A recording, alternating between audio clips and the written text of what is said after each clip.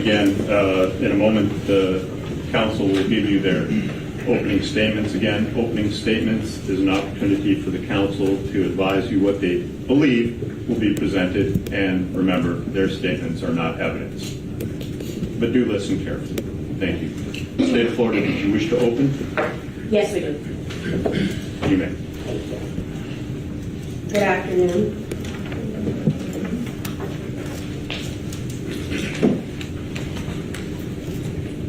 Ladies and gentlemen, you're going to hear testimony and you're going to see evidence about 5 lives.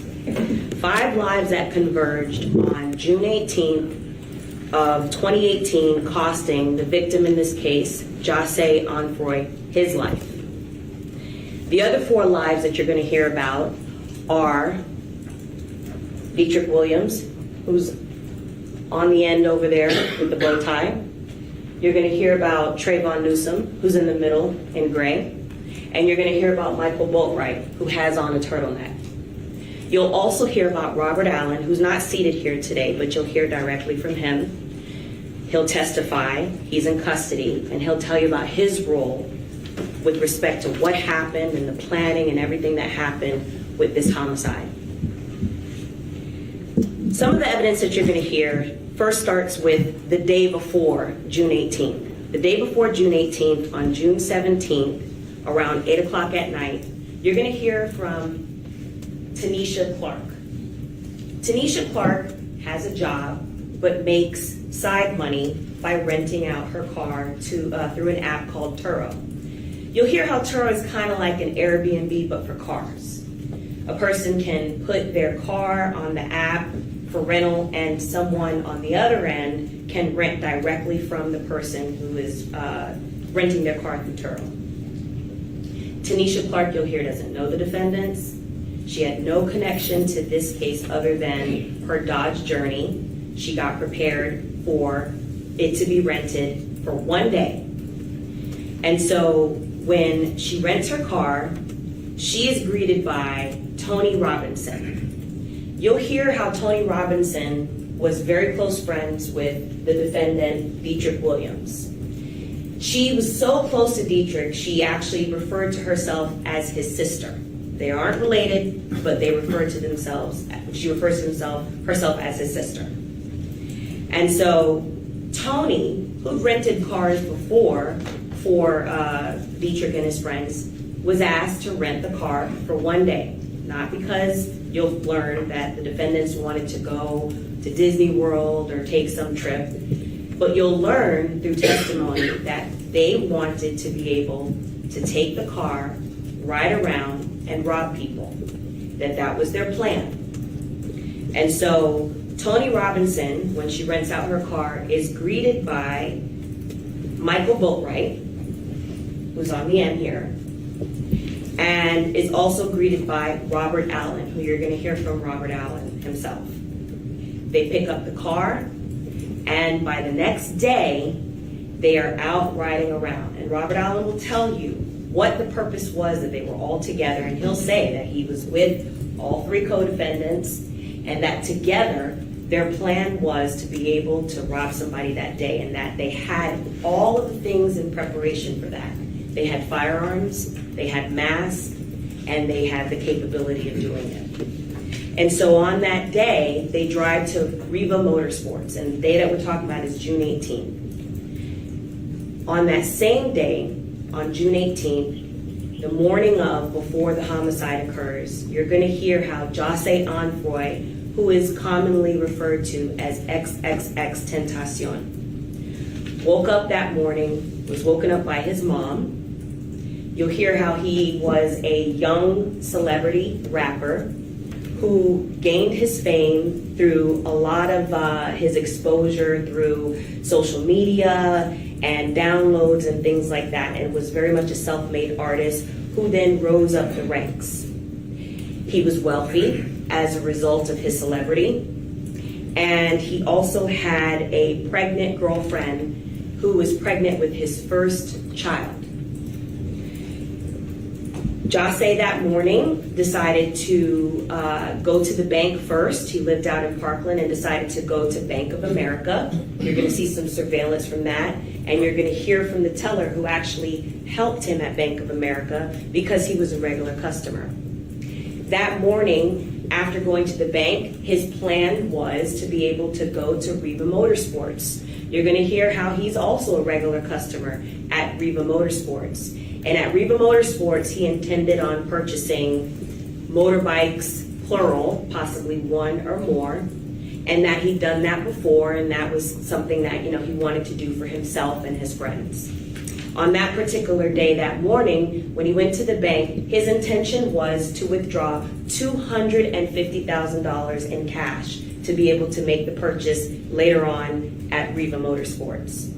The bank, you'll hear, did not have that amount on hand. And so they dispensed $50,000 to him from his account of his own money.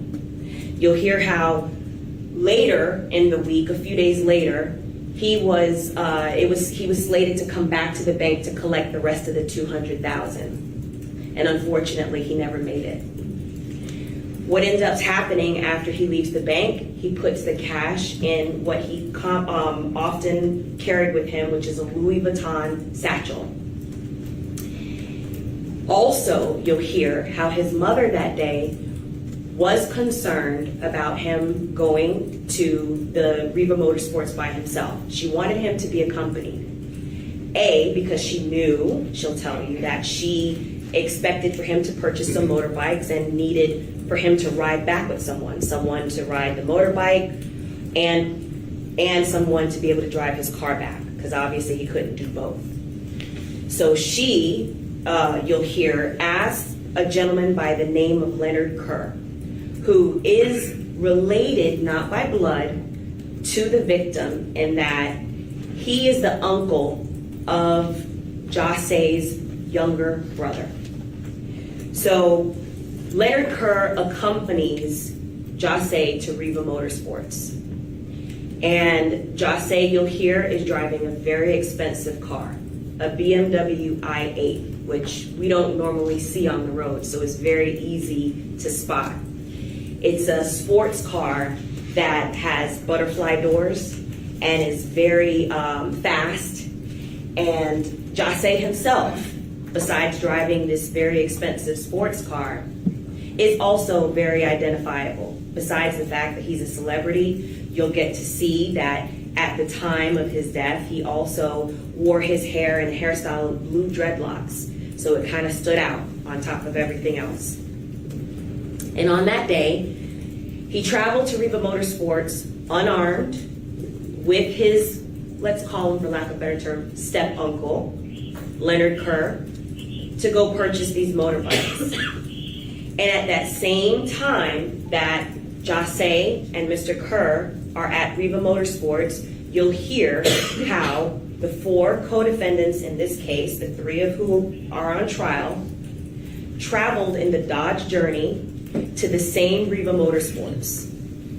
And while two of the defendants, Robert Allen, who's going to testify, and Dedrick Williams, who's on the end with the bow tie, go inside the store to purchase neoprene masks, they spot Jahseh inside the store. And this is all captured on surveillance, so you'll be able to see this for yourself in addition to hearing testimony about it. And so when they spot Jahseh, who has the blue hair and he has a very expensive gold necklace on and his Louis Vuitton satchel, they immediately, Robert Allen and Dedrick Williams, start communicating to the two co-defendants, Trayvon Newsome and Michael Boatwright, who are still in the Dodge Journey waiting for them to come back to the car. And it's the communication, I'm not giving you exact words, but something to the effect of that they spot the victim who's inside Reba Motorsports. And they are automatically spotting the fact that he's a celebrity. And so when Dedrick Williams and Robert Allen go back to the vehicle, now all four co-defendants are in the vehicle and the actions are set in motion. You'll hear about the layout of the parking lot of Riva Motorsports. There's only 2 entrances and 1 exit. One of the 2 entrances is one way, and so you can't exit. And the second entrance is an exit and an entrance. And the entire Riva Motorsports has surveillance inside and out. And the parking lot is encased by a fence. And so they are able to position themselves just across the street, and you'll be able to see how the 4 co-defendants in the car, Dedrick Williams, who's driving, by the way, go across the street and back in their car and lie in wait for several minutes for the victim to come out. They're able to easily spot his car because there's no other car like it in the parking lot. And you'll hear how they lie in wait for the victim to come out to exit the only exit of that parking lot. And you'll hear also, more importantly, what the conversation is in the car as they get ready to rob the victim. Michael Boatwright puts on his mask. Trayvon Newsome also puts on a mask. They have hoodies. They arm themselves with firearms. Michael Boatwright gets a firearm. You'll hear how also Trayvon Newsome gets a firearm. Amongst the 4 of them, they decide who's going to jump out. You'll also get to see the differences between the 4, because you'll note that it's very important, the physical differences between the 4. Michael Boatwright is the tallest, skinniest out of the 4. Trayvon Newsome is next as far as the height. And there's a big height difference between Michael Boatwright, Trayvon Newsome, and Dedrick Williams, who's the shortest and stocky build. You'll also be able to see that day, Dedrick Williams has tattoos. His nickname is actually Tattoo Chucky. And in addition to the fact that Dedrick Williams is very short in stature and stocky compared to the 2 gunmen, Robert Allen, you'll see, is also short, and he's also overweight. Significantly overweight, and more overweight than the 3 co-defendants that are sitting here before you. You'll note that there's a difference in their height, weight, stature, the way they walk, the gait, because as you look at the surveillance, you'll note and you'll hear testimony about who is who and how the difference between the 4 co-defendants of who did what.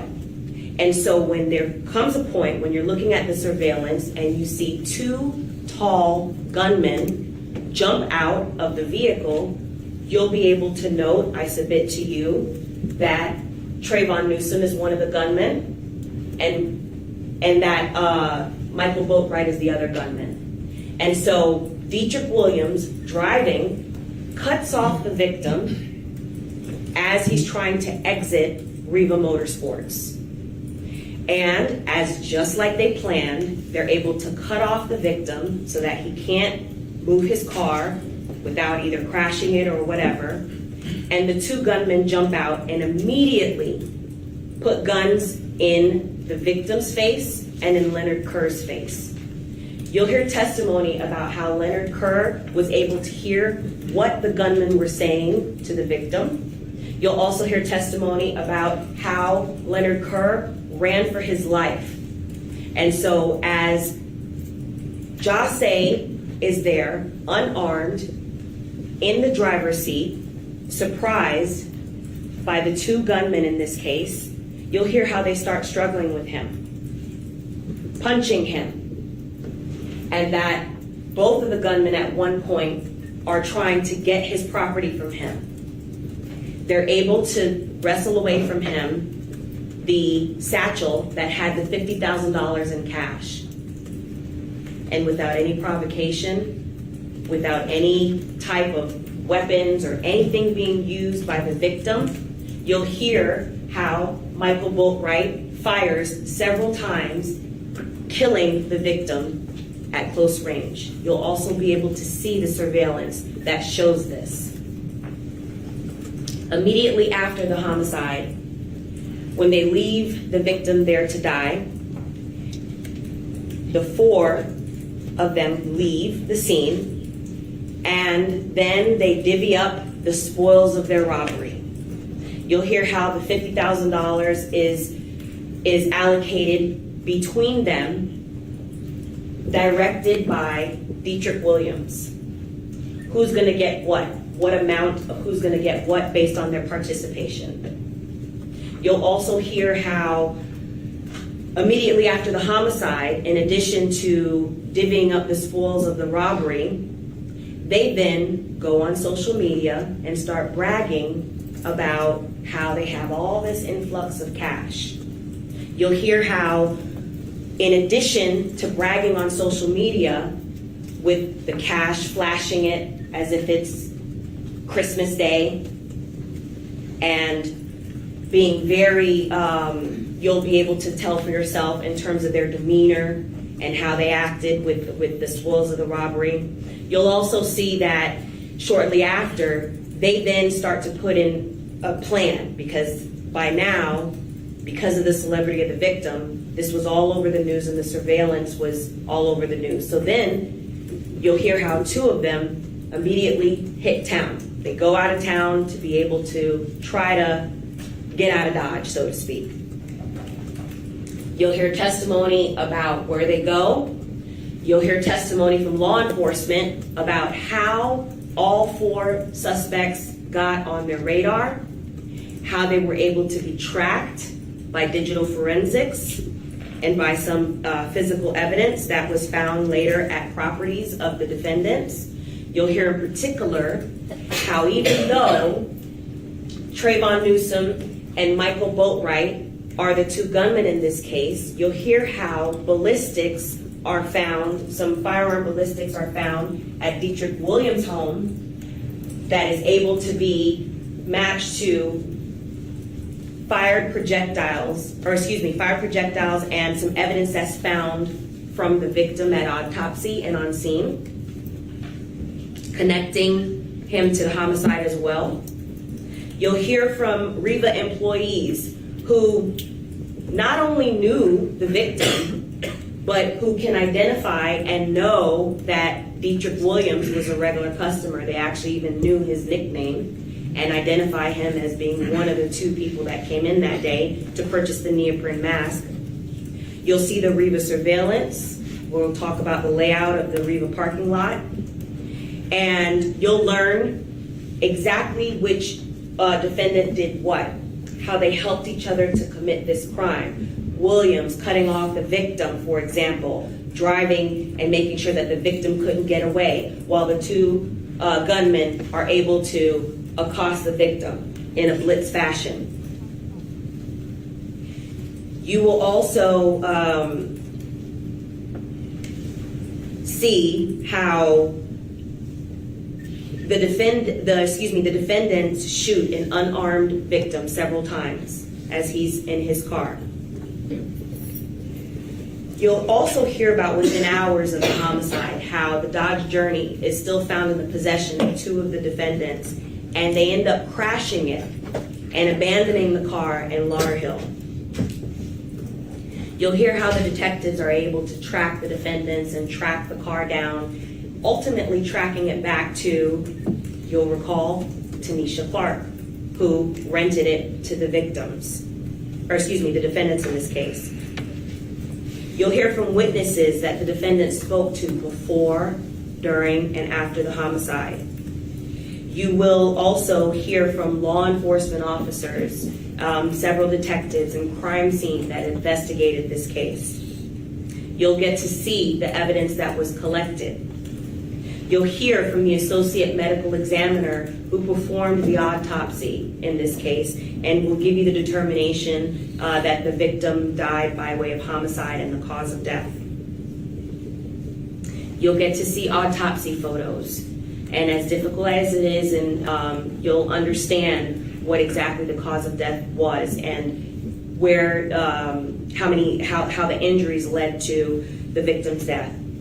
You'll see crime scene photographs, you'll see video, you'll see surveillance, not only from REVA, but also when the defendants are going around and spending money, for example, at Champs or Just for Feet immediately after the homicide with the spoils of the robbery. You'll see that as well.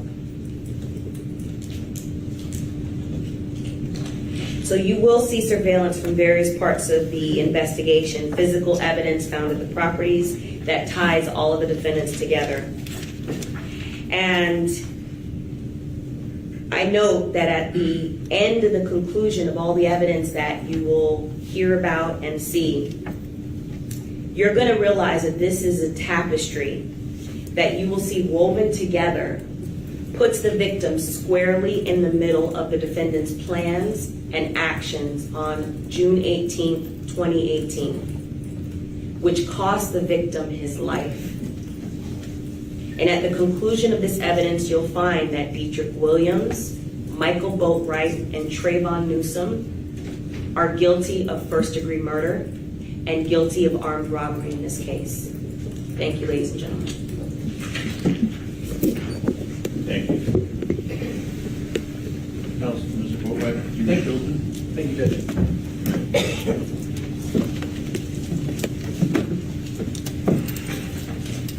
Good afternoon. Finally, for over 4.5 years, Michael has been accused of a terrible murder that he did not commit. For 4.5 years, he has had this accusation branded about across our community and across the world. And finally, Michael is getting his day in court. Michael Boatwright is not guilty. The police in 2018 arrested the wrong man. On behalf of Michael, on behalf of his family, on behalf of the entire team, we thank you for being jurors in this case and for your attention. I want to start by talking about the things that I think we agree on, the things that we know about this murder. June 18th, 2018, Jahseh Onfroy decided he was going to go to a place called Riva Motorsports to buy a bike. We know of only 2 people he told of his intentions. His mother, Cleopatra Bernard, and his girlfriend, Genesis Sanchez. His mother asks a man named Leonard Kerr to go with him. And you will hear that she had never done this before, that this was a new decision that she had made. But Leonard Kerr goes along with Mr. Onfroy. You will hear that Leonard Kerr and Cleopatra Bernard, again, Mr. Onfroy's mom, go to the bank in Coconut Creek, the Bank of America, together. There they meet Mr. Onfroy. Mr. Onfroy takes out $50,000 in cash, and Mr. Kerr and Mr. Onfroy then proceed to Riva Motorsports. You will see the video of Mr. Onfroy and Mr. Kerr arriving at Riva Motorsports. You will see the BMW that Mr. Onfroy is driving pull into the parking lot. You will see the 2 of them walking into the store together. You will see the 2 of them conversing with folks within the store, mostly Mr. Onfroy. Shortly after Mr. Onfroy and Leonard Kerr arrive at Riva Motorsports, you will see a Dodge Journey also arrive at that location. It's a few minutes later. And you will see on the surveillance video 2 men get out of that Dodge Journey. One of them was Dedrick Williams. One of them was a man named Robert Allen. And you will see them on the video very clear as day. That is the 2 men who get out of the car, the Journey. You will see them walk into Riva Motorsports, and you will see the 2 of them essentially go through multiple rooms in Riva Motorsports. And you will see the 2 of them go to a cash register, kind of near the back of the store, where Dedrick engages with the clerk to buy a mask. You will see on the video, while the two of them were there, Dedrick sees somebody that he knows, sees a man named Keith Grayley, a man who is tall and who is skinny. And you will see the interaction that the two of them have together. And it is an elongated interaction that these two men have together. Eventually, you will see Dedrick effectuate the purchase of the mask, and you will see the three of them, Dedrick Williams, Keith Grayley, and Robert Allen, leave the store together. At this point, you will see Robert Allen and Dedrick Williams go back towards the Dodge Journey, and you will see Keith Grayley kind of walk off across the parking lot. I'm going to ask you to pay very close attention during the video of that man, Keith Grayley, and everything that he does that is captured on surveillance video. In any event, you will see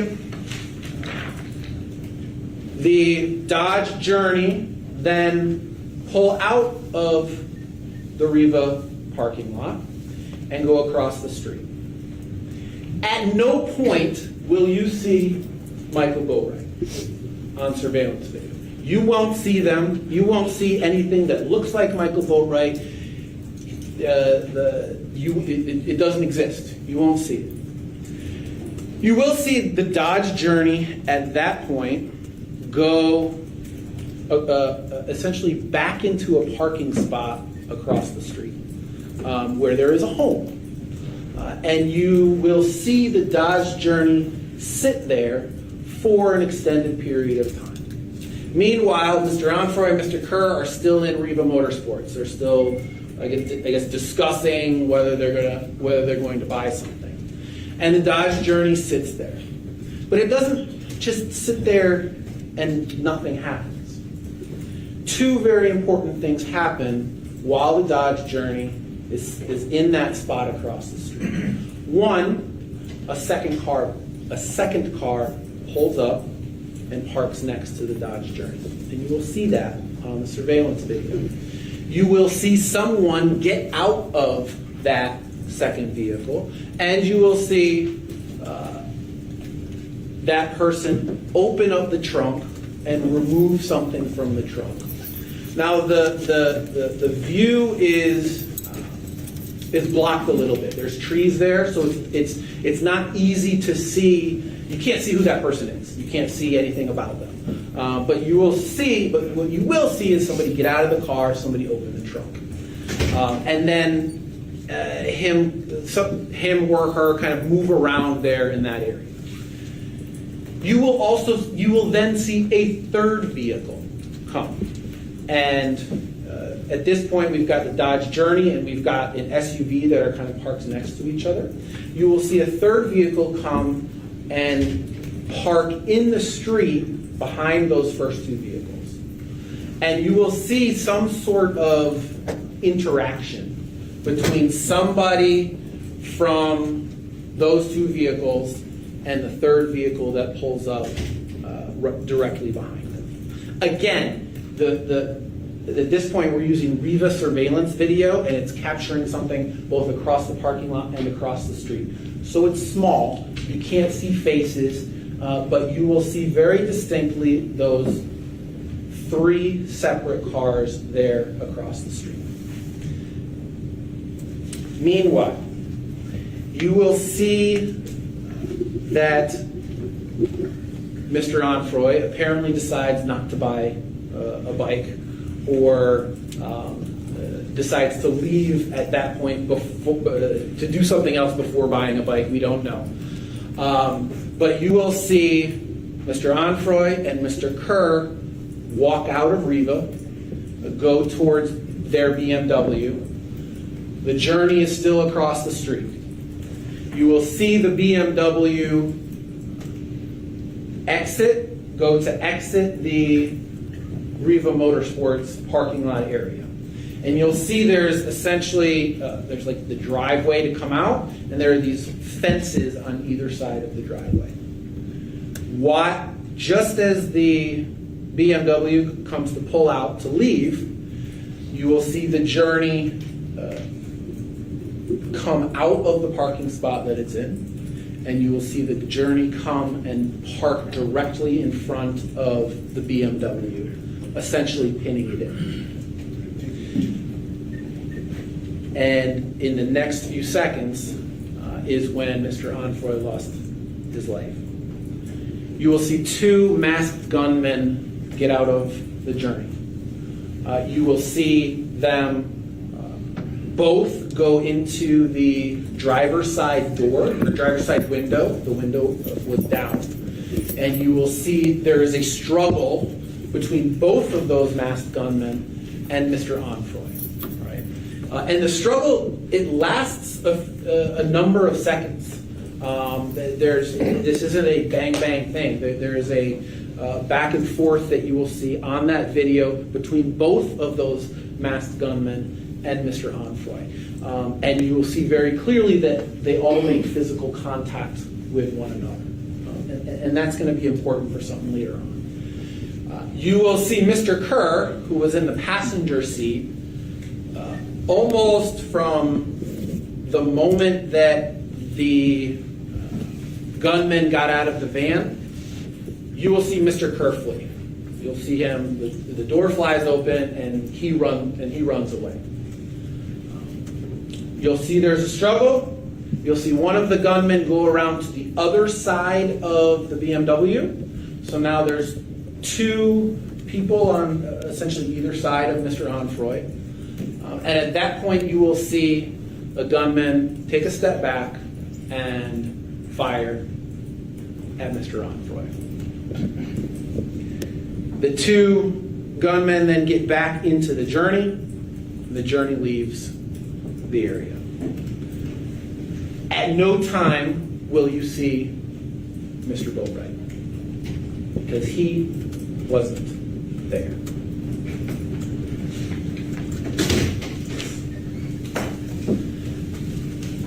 You will not see the faces of either of those gunmen.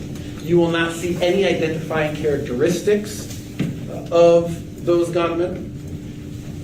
And I want to be very clear about, with Mr. Boatwright's trial, the question that you are going to be asked. You will see two people from that journey go into the store, Dedrick Williams and robbery. Neither of those are Michael Boatwright. The state is going to try to convince you that one of those masked men was Michael Boatwright. They won't be able to do that. Objection argumentative.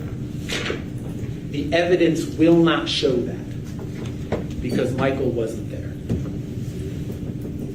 The evidence is going to show on June 18th of 2018 at 4 o'clock, Michael was home. He was asleep in his bedroom at 1617 Northwest 15th Street in a home that he shared with his grandmother. He was not at Riva Motorsports, and he was not in that Dodge Journey. You will see... Objection, Judge. Please go sidebar.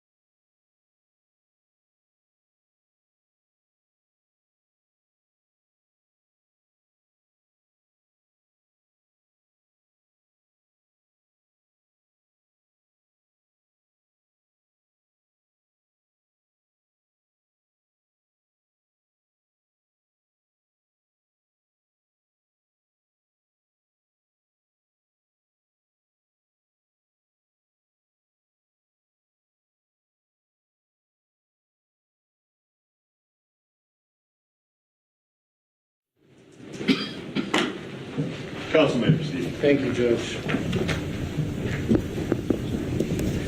So, as I was saying, at 4 o'clock, June 18th, 2018 is the time of this murder. At that time, Michael was home at 1617 Northwest 15th Street in Fort Lauderdale. He was at home at the home that he shared with his grandmother, a woman named Nadine Isaac. You will see, let's talk about the Dodge Journey and what happens with that Dodge Journey after it leaves Rita Motorsports. You will see the Dodge Journey appear on surveillance video a number of different times in different parts of the county after the murder.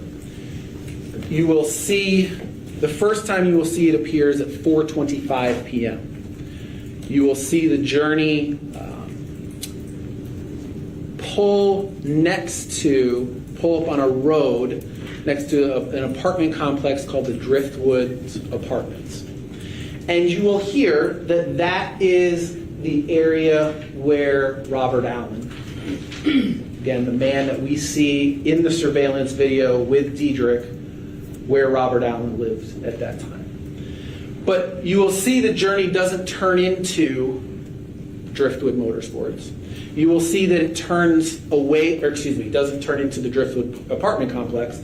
It turns away from the Driftwood. And you do not see the Journey again for another hour. And it was in that hour between 4:25 and 5:30 that Michael comes into the picture. The Journey went to a number of different places, but it went to Michael's home. And Michael, at that point, came into the came into the Journey. And you will hear that that was because Robert Allen asked him to park the Journey at the Driftwood apartment complex.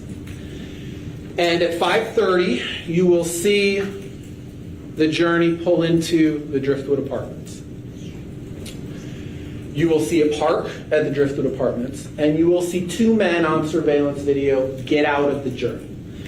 This is now an hour and a half after the homicide. And you will see the two men that get out of the Journey at that point. One of them is very clearly Michael Boatwright. You'll see that he's wearing shorts, he's wearing a t-shirt, he's wearing a backwards cap. You will see him walk right in front of the surveillance video at between 5:30 and 5:31 p.m. Now you will hear that Michael's home is just a very short few miles away in Fort Lauderdale from the Driftwood apartment complex. They're close together. And you will see that when Michael is on that surveillance video, that neither him nor the man that he is with are carrying anything that looks like a gun. They're not carrying anything that looks like money. They're not carrying anything that looks like a Louis Vuitton bag. You will get to see Michael's demeanor as he's very kind of lazily walking on that sidewalk. It is not the video of a man who has just committed a murder. The evidence will show that night that Michael was with, at different parts of that night, both Robert Allen and Trayvon Newsome. The evidence will show that Michael took some very stupid photographs with some money that Robert Allen had. I don't want to hide that from you. You will absolutely see those photographs. And the evidence will show that at some point, Michael learned that someone named XXXtentacion had been shot and killed. And you will see that much later that Michael starts to get nervous about the fact that he moved the car, that he handled some money after the homicide occurred. And you will see in his phone, from his phone download, that he Googled accessory to murder. Accessory to murder. And I submit to you that those searches in the phone, are very strong evidence of Michael's innocence. The state is alleging that he was the shooter in this case. And yet the evidence will show that his phone searched the term accessory to murder. He knew he had been in the journey at both before and after the murder. And he knew that he had moved the journey after the murder. So in his mind, he starts to have questions about what accessory to murder means. 2 days later, June 20th, 2018, Dedrick Williams is arrested. And Robert Allen, who knows he's also on the surveillance video, starts wondering, could I be next? And Robert asks Michael to go to Georgia with him. And the two of them go to Georgia together. You heard in the state's opening, they said two men went to Georgia. Robert and Michael went to Georgia together. And you will hear that Robert Allen, who knew that he had been on that surveillance video and knew that what his role in this homicide was, you will hear that he stayed up in Georgia. And law enforcement had to come get him up in Georgia. Michael did not. Michael came home. He came back. When he gets Robert up there, he comes back to Fort Lauderdale, and he comes back to 1617 Northwest 15th Street in the home that he had been living in. You will hear on July 5th of 2018, Michael is pulled over by police, that he is arrested, and that he is eventually charged with this murder that he did not commit. Let's talk a little bit about how the police got there. All right? And I want to talk about their investigation. I will remind you that this was the summer of, this is the Broward Sheriff's Office that was investigating this homicide. This was the summer of 2018. Scott Israel was the sheriff. And the Broward Sheriff's Office was under an extraordinary amount of pressure to solve this crime. Their credibility as an institution was at stake. And then all of a sudden we have a celebrity who has been murdered. And they wanted to solve that crime as quickly as they possibly could. So, BSO sees the surveillance video in Riva, and they learn that a Instagram account by the name of Tattoo Man Chucky has Dedrick's Instagram account. And they see that the person in the surveillance video is wearing these very distinct orange slides. Orange, they're like Crocs or sandals, but very distinct orange. And police see on Instagram, Dedrick Williams has these very distinct orange slides. And police go to Dedrick's house, they search his house, they search his car, and they arrest Mr. Williams. The entire search of Dedrick's house, they do not find anything linking Michael Boatwright. The entire search of Dedrick's car, they do not find anything linked to Michael Boatwright. It is at this point that police learn three very important facts. One, they learn that the woman who actually rented that Dodge Journey, the Journey that we see in the surveillance video, was a woman named Tony Robinson. And she tells police that the day before the murder, that she was with two other individuals who rented the car with her. She says one of them was Robert Allen. She says one of them was someone named Boatwright. So that was essentially instance one for VSO regarding someone named Boatwright. Two, police searched Dedrick Williams' cell phone. And in Dedrick Williams' cell phone, they find a name, Lil Boat, with the phone number 754-207-1410. And third, the reason that Michael sits in this chair is police get the phone records for 754-207-1410. And those phone records ping to a tower near Riva Motorsports. And from there, with BSO, it was full-on tunnel vision. A phone that Michael used was at the scene of the crime. He must have been there. And so on July 5th, 2018, Michael's in a car. He is stopped. He is arrested. There are two phones that are found in his possession, and police search one of them that has the number 754-207-1410. In this phone, they find some photos that Michael had taken after the murder, and they find these Google searches. And that was essentially the case against Michael Boatwright for 4 years. It was the phone, and it was the photographs. It assumed a whole number of things.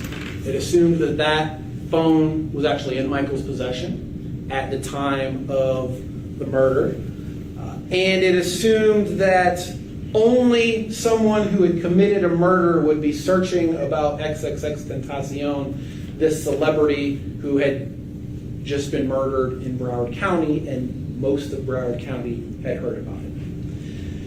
In fact, there was evidence that police ignored about the phone.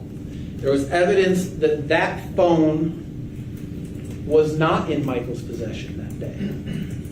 And that comes from two very important sources. One was Tony Robinson. Tony Robinson is the woman who rented the car. And she told police that after the Dodge Journey was in a crash, she received a phone call from Boatwright, not from Boatwright's phone. She says that she received a call from Michael Boatwright, who was using Robert Allen's phone on June 18, 2018. And you will see evidence in that phone that a number of other men have used that phone before. That this was a phone that was used by multiple people in Michael's community, that it was not just Michael's phone.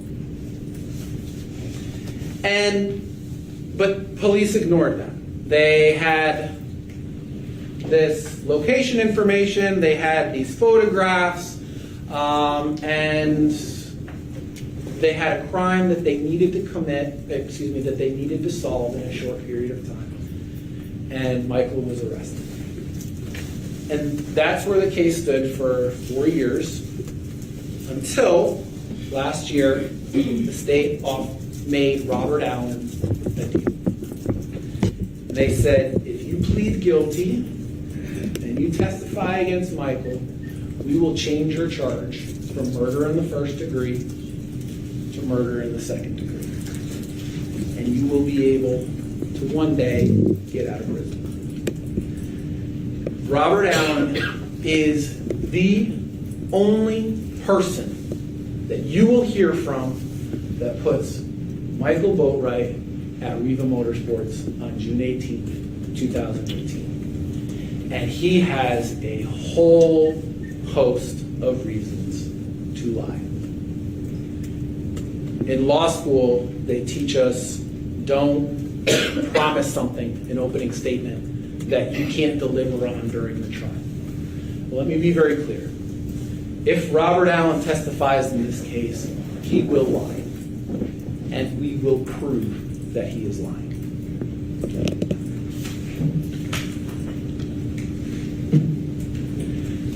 Police ignored an extraordinary amount of evidence that Michael was not the killer, was not involved in this case. A day after his arrest, BSO searches Michael's home. They go through that home with a fine-tooth comb. They pull out a whole bunch of stuff from the home. They do not find a murder weapon. They do not find lots of money. They take a whole bunch of clothing, pants, shirts. None of that has any of Jahseh Onfroy's DNA on it. The police processed all of the BMW. So they take the BMW that Mr. Onfroy was in, they tow it back to their facility, and they process that whole thing. And you will see that Mr. Boatwright's fingerprints aren't on the outside of that BMW, they are on the inside of that BMW. Mr. Boatwright's DNA is not on the outside of that BMW, is not on the inside of that BMW. Nothing on the BMW links to Michael Boatwright. You will hear that police processed Mr. Onfroy's body, all right, his clothing. They took swabs from underneath his fingernails. They could see that he had been struggling with both of the masked men in this case. And you will hear that Michael's DNA is nowhere to be found. You will hear, again, the murder weapon in this case was never found. You will hear that no money was ever found in Michael's possession. Police, you heard during the state's opening that Leonard Kerr could hear the men who were masked making demands of Jahseh Onfroy. Could hear his voice, clearly. Police never did any kind of voice lineup with Leonard Kerr to try to match it in any way to Mr. Boatwright. You will hear that right after the murder, in the moments after the murder, police received a number of leads as to who had committed this murder that were never followed up on. You will hear that police searched Mr. Onfroy's phone. That the phone that had been in Mr. Onfroy's possession was taken, it was downloaded, and it was searched. And you will see that there are a number of items in that phone that should have caused red flags to any thorough investigator that police did not follow up on. You will hear that police did extensive social media research on all four of the people that were charged in this case. In particular, you will see that police looked at Dedrick Williams' Instagram account. It is a very voluminous Instagram account. And there are a number of people that Dedrick posts with in photographs. There are a number of tall, young men that Dedrick was clearly close with, that he posted with, that he posted in photographs with. None of those men are Michael Boatwright. And you will hear about a man named Sherrod Clayton. Police learned that Sherrod Clayton was babysitting Dedrick Williams' kids at the time of this murder. And you will hear the police interviewed Sherrod Clayton. You will see that Sherrod Clayton is a tall young man. And you will hear that that Sherrod Clayton told police that in the hours after the murder, Dedrick Williams came home, and that he came home with a number of other men. And when police showed Sherrod Williams a picture of Michael Boatwright and said, "Is this one of the men that was with Dedrick after the murder?" He said no. He emphatically said no. And the police ignored him.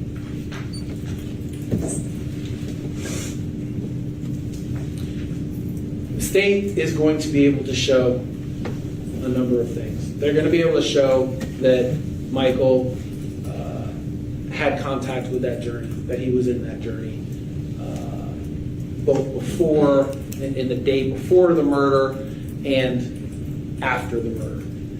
They're going to be able to show that a phone that he sometimes used was at the scene of the crime at the time of the murder. And they're going to be able to show that Michael had spent time with Trayvon and Dedrick and Robert Allen after the murder. But that little bit of smoke doesn't cause a fire that can be used to convict Michael Boatwright. The state will not be able to prove to you that Michael himself was present at Riva Motorsports and that Michael himself participated in any murder. You're going to hear a lot of information in this trial. The quantity of that information will be extraordinary. Right? You've already heard a lot of information from me. Right? The judge will tell you at the end of this trial that it isn't the amount of information that you hear, but it is the quality of that information. And for all of the information that the state will present, there will not be any hard evidence of any quality that Michael was involved in this murder. The overwhelming question that you are going to have to answer is this: are you sure, beyond all reasonable doubt, that Michael Boatwright was at Riva Motorsports on June 18th, 2018, and that he participated in this murder? They won't be able to prove that to you because he wasn't there. And at the end of this case, the only true verdict based on evidence and on the law and on justice will be one of not guilty. Thank you. Ladies and gentlemen, before we get to the next opening statements, we're going to take about a 5-minute comfort break so the parties can use the restroom and what have you. We are going to finish the last 2 opening statements if they wish to do so, and then we'll break for lunch.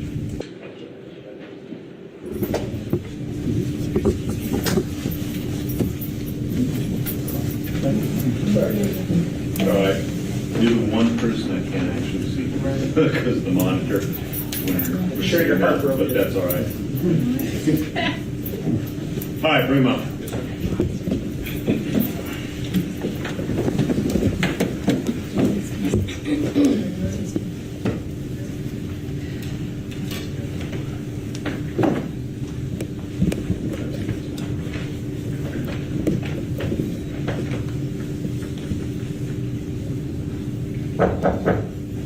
Here's the rendering.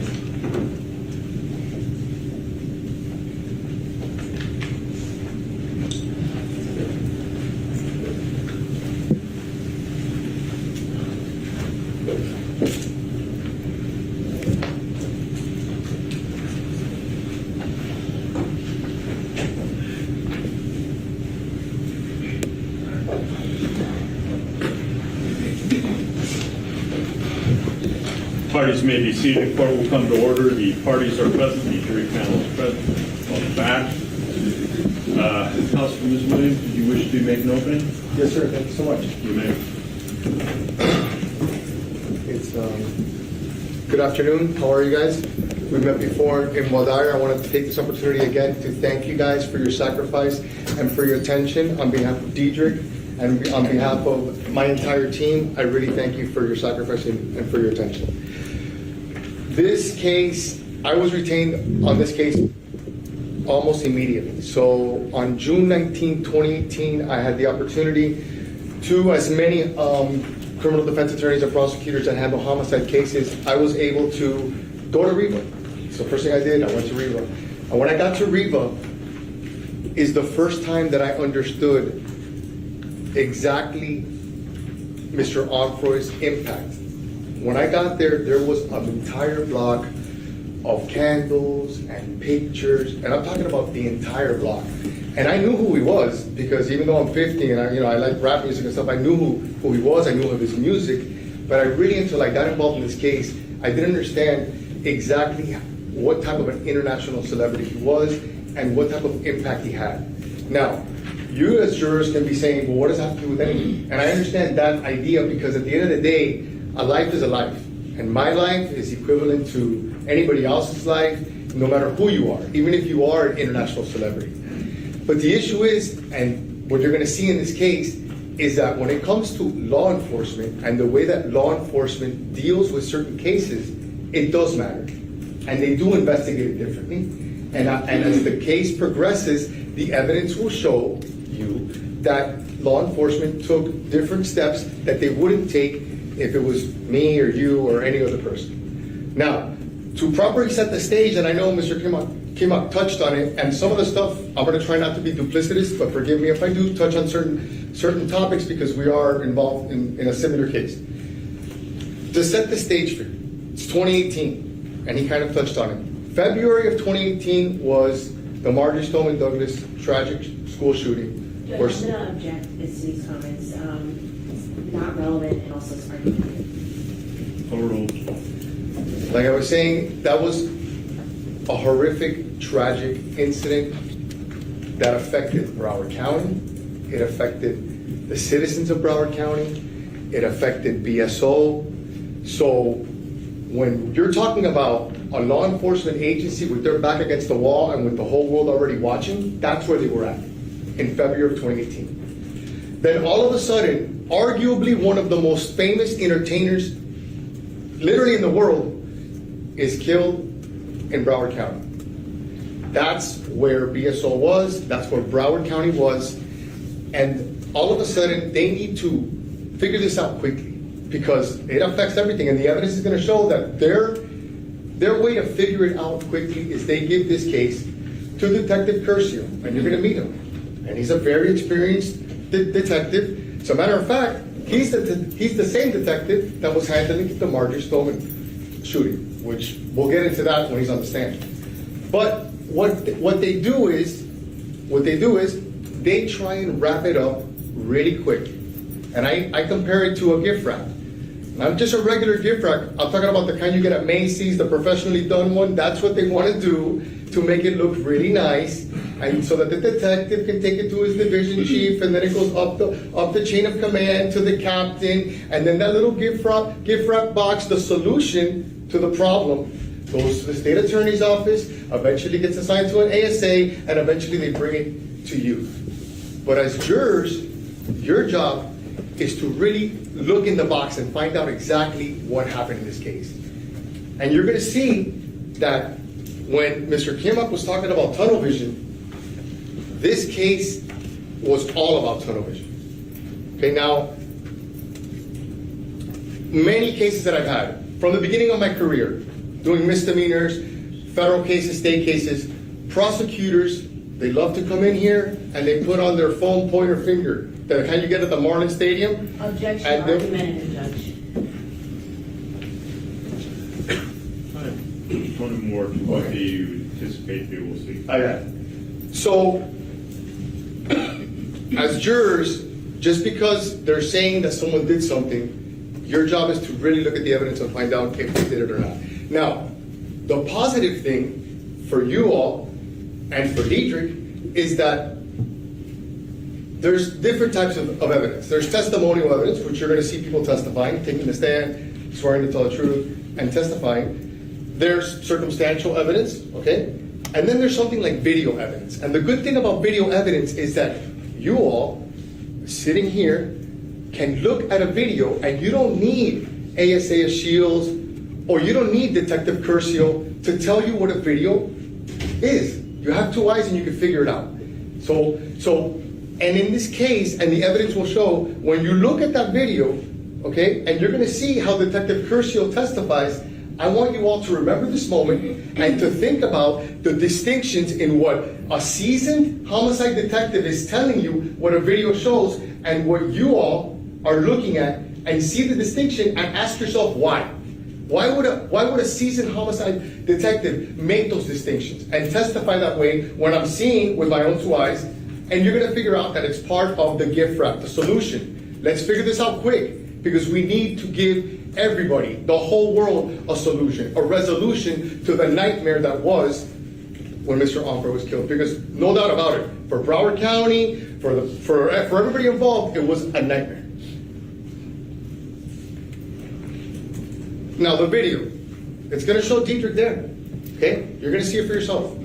Now, what the prosecution has hitched their wagon to, okay, is Robert Allen. And Mr. Kimmock also touched on Robert Allen. And I'm here to tell you that Robert Allen, first of all, he sat in jail for 4 years. It's not like if that guy was like, all of a sudden wanted to, hey, I'm gonna do the right thing. No, he sat in jail for 4 years, okay? And then eventually, he came forward and he's giving multiple different versions of what occurred. And when you finally see him testifying and you finally see us cross-examine him, remember and ask yourself, can I convict Dedrick if I don't believe Robert Allen? The answer is no. Robert Allen is the one that puts him in the car. Robert Allen puts him behind the wheel. Robert Allen satisfies a lot of what the prosecution needs. And the fact that they need that from him, judge him for yourself. Judge him for yourself, listen to him, and then you ask yourself if I can believe him and whether or not I can convict someone on his testimony.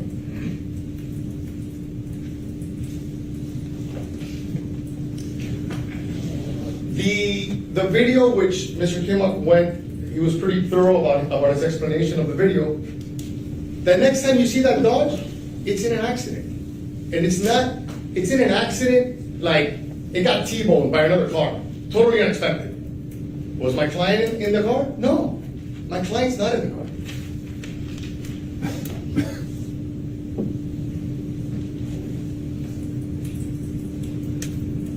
Now, tunnel vision is a very dangerous thing in prosecuting cases and in law enforcement investigation. Why? Well, I compare it to driving a motorcycle, which I never have done. My mom never let me do it, but like driving a motorcycle, I'm envisioning like a really fast one. You're trying to get from point A to point B in the fastest amount of time. So what happens? You lose everything in the peripheral, okay? And what happened in this case is that they did that. They wanted to solve the case, resolve the case, close the case so quickly that they refused to listen to any other evidence that didn't comport with what they wanted, what they believed, or what they wanted their narrative to be. Objection, Judge, this is all argumentative, closed argument. The evidence will show. That's argumentative more. Got it. What the evidence will show. Got it. I got you. So listen, you're gonna hear from Detective Curcio, and I'm gonna cross-examine him, and I'm gonna get a lot of things out. But for instance, when around 2021, the evidence will show that Tanel Carter, Dedrick's ex-girlfriend, came forward and said, hey, I want to make sure that you guys know that Dedrick wasn't driving. Now, she basically was altering her statement.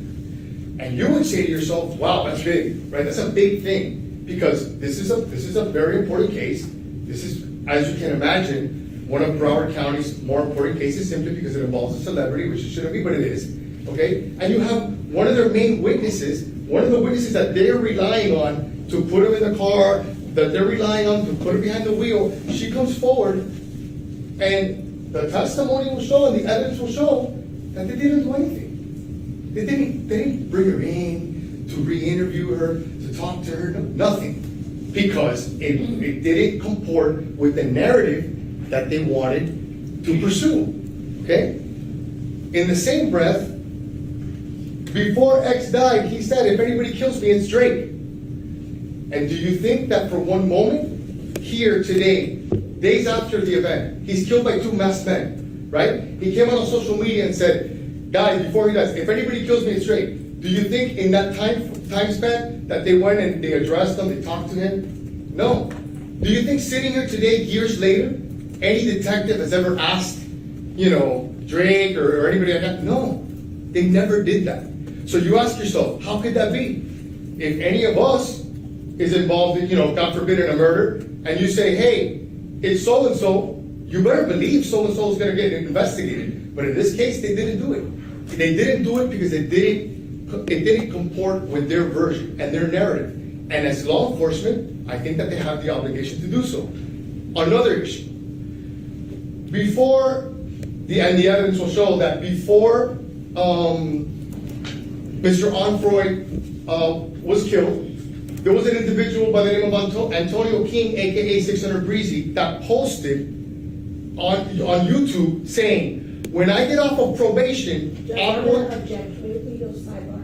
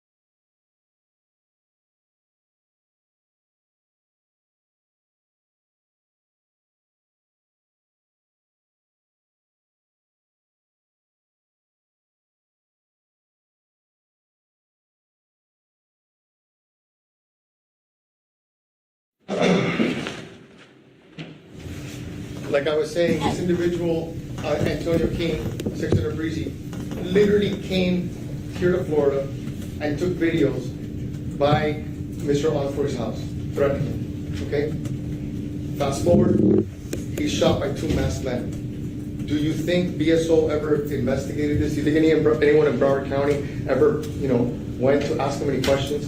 To this day, years later, that's never happened. So ask yourself, why? Why would they not investigate it? Because it doesn't comport to the narrative that they want. And that's going to be a motif in this case. You're going to see that it's consistently the same issue. It's not what they want to hear. It's not what they want to hear. So they don't investigate it. And they have an obligation to do so. You're going to hear from Cleopatra Bernard, Mr. Onfroy's mom. And she's going to sit there, and she's going to tell you that the reason that she wanted security with Mr. Onfroy on the day that he was shot was because of the issues that he had with Drake and Migos. She's going to tell you that. Okay? Now, what issues did she have? There's issues where Migos was attacked by him, but the important thing is that The mom is going to tell you that. That's why I wanted that security with him. Okay? So, do you think anybody's ever talked to them? No. And that's unacceptable. Curcio himself is going to sit there and tell you, okay, the Crime Stoppers, did any name consistently come up? He's going to tell you, yeah, Drake. He's going to tell you that. But they never investigated it. And you know what? Celebrity is not a cloak of invisibility. If you're part of a case, you're part of a case. And they should have. Now listen, I mean, look, blinders is for racehorses, okay? It's not for detectives. It's not for attorneys. And it certainly isn't for jurors. So all I'm asking you is, as a jurors, okay? My job as an attorney is to ask questions, and your job as jurors is also to ask questions, okay? I mean, you can't really verbally do it like I'm doing it, but you can ask questions to yourself, okay? And inquire, why did this happen this way, okay? And I'm looking forward to spending these weeks and these months together with you so we can figure out what the truth is in this case. And I feel really blessed to be here for Dedrick. I feel really honored to represent him, and I'm looking forward to, in this time that we have together, to get to the truth. Because when we get to the truth, you guys are going to find that Dedrick is not guilty of these crimes. Thank you so much.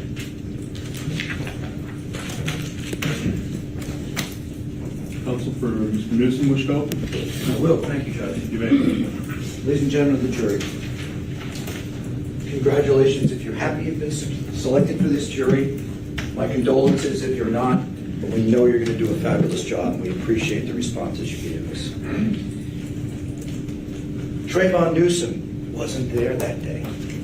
He is an innocent man wrongfully accused because of the choice of people he hung out with, and guilt by association, and an investigation that didn't look into all the cracks and crevices that needed to be investigated. Robert Allen is the unfortunate friend of Trayvon Newsome. Unfortunate in the sense that when he was dead to rights, caught involved in a first-degree murder, on video, no question, it's him, it's his face, he's there, he's involved.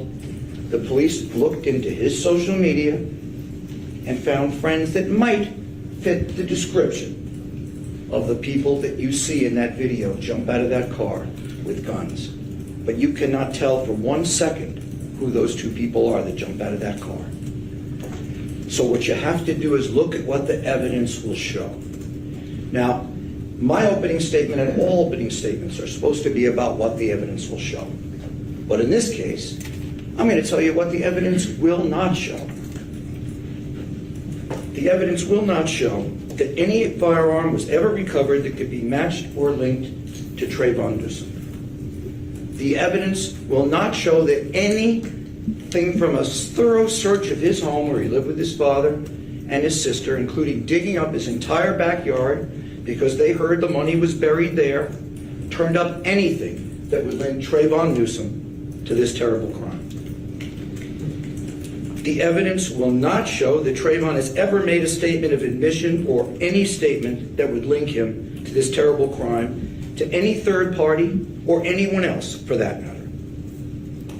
The evidence will show no DNA whatsoever found on the body of Mr. Onfroy or on that car. Although you see a tussle going on, you see they allege he goes around the car and gets actually into it, no DNA whatsoever linked to Trayvon Newsome. No fingerprints linked to Trayvon Newsome. No cell phone evidence places Trayvon Newsome anywhere near that scene of the crime that day. No credible eyewitnesses. No proof Trayvon was ever at Riva that day. No less that he's that shadowy person you see in the video jump out of the car and appear to brandish a firearm. Now, the state has told you that there's evidence found at the homes of the defendants. Not Trayvon.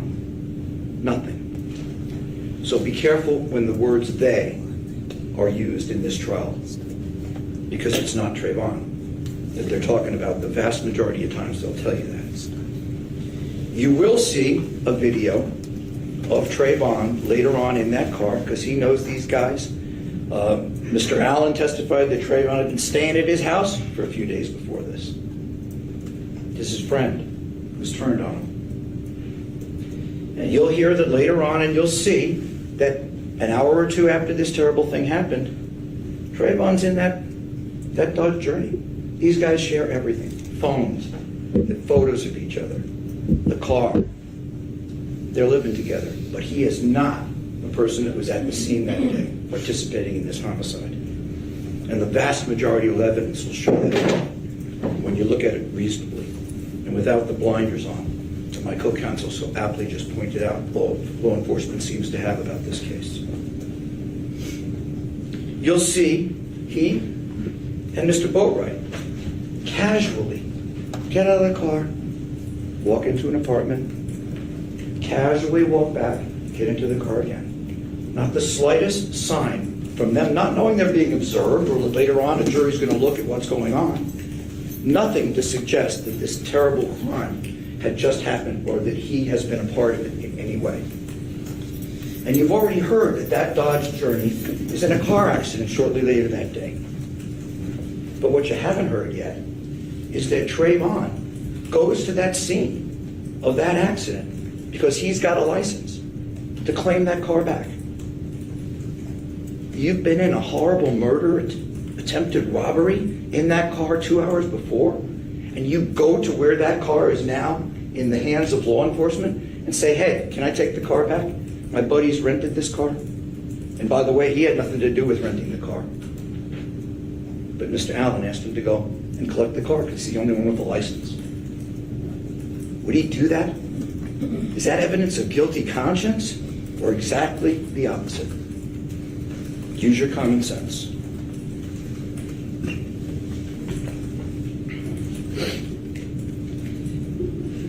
The evidence will show that the state's star witness, their cooperating witness, was there at Reba that day. Unmistakable video evidence. He had no choice but to eventually admit his guilt and to testify against the three people the police had already figured may have been involved. You heard two people took off and went to Georgia. Trayvon Newsome found out the police were looking for him. His father came and hired me, and we voluntarily surrendered him to Detective Curcio. Because we knew we'd have our day in trial, someday down the road. And the evidence was never going to be able to prove he was there, because he wasn't.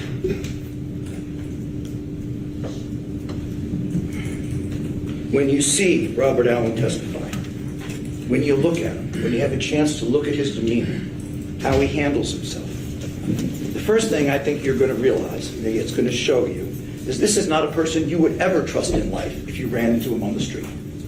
You would immediately be leery of him. Never trust him. But then when you hear he's made different statements along the way, trying to get his statement consistent with the theory that the state wants to present here, you're going to know that is no one you would ever believe in any fashion, particularly not in a courtroom when he's testifying in a murder trial. You will find the sum total of Robert Allen's involvement in this.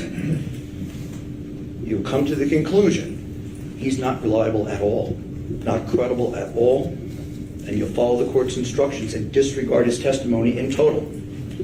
That is the only testimony in this case that you will hear that comes anywhere near making it look like Trayvon Newsome had something to do with this.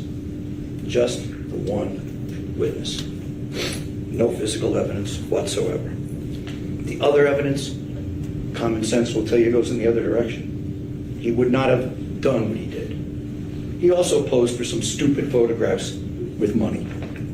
And they're going to use that to try to show his guilt. But you'll see there's been many other times when these guys have posed with money. They impress girls. They impress their friends. They act like they have more than they have. Social media. You'll see that they're all involved in social media heavily. And they do and say stupid things in social media.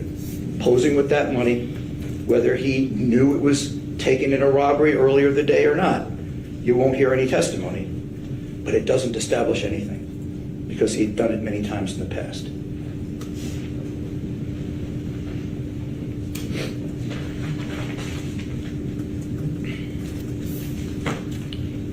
In opening, the state says that the evidence will show that the two co-defendants who went into Riva, that are there on video, were communicating by cell phone with the people in the car.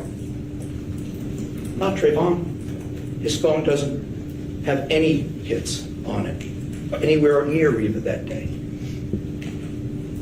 Solid evidence that common sense will tell you he wasn't there. They bring their cell phones everywhere. Somebody has a cell phone, whether it's their own or they've loaned it out.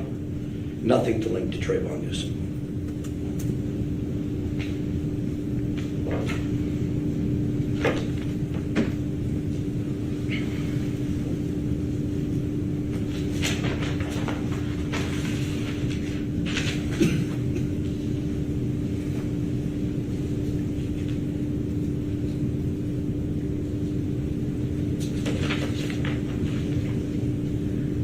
Again, what the evidence will not show. No DNA, no fingerprints, no cell phone evidence, no credible eyewitnesses.